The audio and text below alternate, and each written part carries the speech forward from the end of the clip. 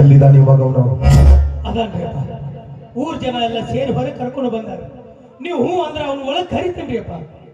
ಹೇಳ್ಕೊಂಡು ಬಾ ಅವನನ್ನ. ಆಯ್ತು.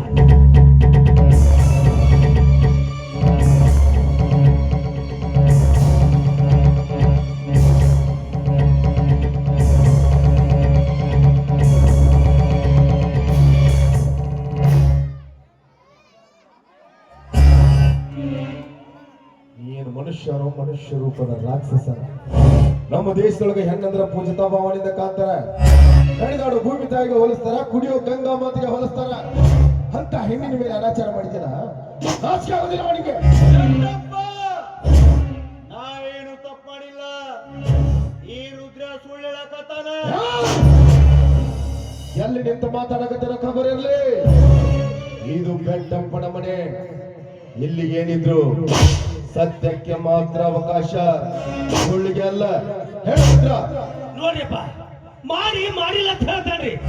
ಮಗನ ತಪ್ಪು ಮಾಡೇನ್ರಿ. ನಾನು ಕಂಡಾರೆ ನೋಡಿನ್ರಿ ಅಪರ. ಈ ಮಗನ ಸರಿಯಾದ ಶಿಕ್ಷೆ ಆಗ್ಬೇಕು. ಹೌದು ರುದ್ರ, ಇಂಥವರಿಗೆ ಸರಿಯಾದ ಶಿಕ್ಷೆ ಆಗ್ಲೇಬೇಕು. ಬೆಟ್ಟಪ್ಪ, ತೀರ್ಮಾನ ಕೊಡೋ ಅಧಿಕಾರ ನಿನ್ನ ಹತ್ರ ಐತಿ ಅಂತ ಏನ್ ಕೇಳ ತೀರ್ಮಾನ ಕೊಡಕ್ ಹೋಗ್ಬೇಡ. ಸ್ವಲ್ಪ ವಿಚಾರ ಮಾಡಿ ತೀರ್ಮಾನ ಕೊಡ. ಹುಟ್ಟು ಸೂರ್ಯನ ದಿಕ್ಕು ಬದಲಾಗಬಹುದು, ದೀರ್ಘ ಭೂಮಿ ಚಲನೆ ನಿಂತೋಗಬಹುದು. ಆದ್ರೆ ಈ ಬೆಟ್ಟಪ್ಪ ಕೊಡೋ ತೀರ್ಪು ಯಾವತ್ತೂ ಬದಲಾಗಲ್ಲ. ರುದ್ರ, ನಾಳೆ ನೀವು ಊರಲ್ಲಿ ಡಂಗ್ರ ಸಾರಿಸು. ಊರ್ ಜನರನ್ನೆಲ್ಲ ಊರ್ ಹೊರಗಡೆ ಇರುವ ಆಂದೋಲನದ ಹತ್ರ ಸೇರಿಸು. ಎಲ್ಲರ ಕಣ್ಣೆದುರಿಗೆ ಅವನನ್ನ ಹೇಳ್ದು ಹಾಕ್ಬಿಡು. ಇದು ಈ ಬೆಟ್ಟಪ್ಪ ಕೊಡೋ ತೀರ್ಪು.